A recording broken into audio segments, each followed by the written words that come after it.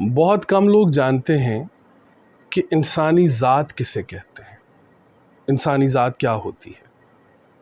یاد رکھیے، آپ کی وہ حیثیت، آپ کی وہ اہمیت، آپ کی وہ شناخت جو آپ کے علاوہ کوئی نہیں جانتا، وہ آپ کی ذات ہے۔ قرآن کریم سورہ آل عمران آیت نمبر 154 میں اللہ تعالیٰ نے فرمایا،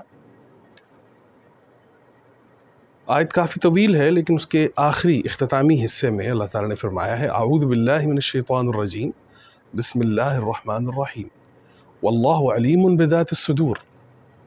عام ترجمہ کہ اللہ تعالیٰ آپ کے سینوں کے بھید سے واقف ہے یا سینوں کے راز سے واقف ہے، لیکن جب آپ تھوڑا سا گہرائی کے ساتھ اس کا مطالعہ فرمائیں گے تو آپ دیکھیں گے کہ اس میں بہت ہی خوبصورت دو راز چھپے ہوئے ہیں۔ ایک تو ہم نے آپ کو بتایا کہ ذات کہتے ہیں کہ وہ حیثیت، وہ اہمیت اور وہ شناخت جو آپ کے علاوہ کوئی نہیں جانتا، اور دوسرا لفظ استعمال ہوا ہے صدور۔ صدر کسے کہتے ہیں یہ بھی بہت کم لوگ جانتے ہیں کہ صدر کسے کہتے ہیں۔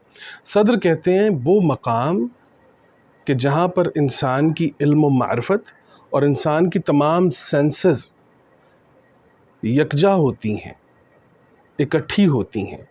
انسان کی تمام حصیں اور انسانی علم و معرفت جس مقام پر یکجا ہوتی ہے اسے صدر کہتے ہیں۔ وہ مقام کہ جو آپ کے لیے اتھارٹی کی حیثیت رکھتا ہو اسے صدر کہتے ہیں۔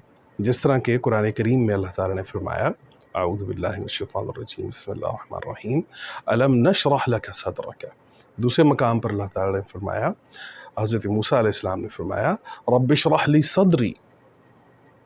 تو وہاں پر صدر کا ایک مقام ہے۔ تو اب اس آیت کو جب آپ دیکھیں گے کہ واللہ علیم بذات الصدور، تو اللہ کے علم میں ہے آپ کی ذات، مطلب آپ کی وہ حیثیت و اہمیت اور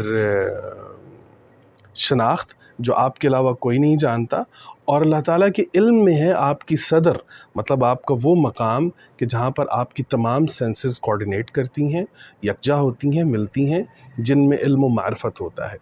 تو اللہ تعالیٰ انسانی ذات کو، انسانی صدر کو اس درجے تک جانتے ہیں، اس درجے تک اللہ تعالیٰ اس کیفیت کو اور اس حالت کو انسانی ذات کے اندر اور اس کی صدر کے اندر اتر کر دیکھتا ہے، جانتا ہے، کیونکہ وہ ہمارا خالق ہے۔ اللہ تعالیٰ ہمیں قرآن پڑھنے اور سمجھنے کی توفیق عطا فرمائے۔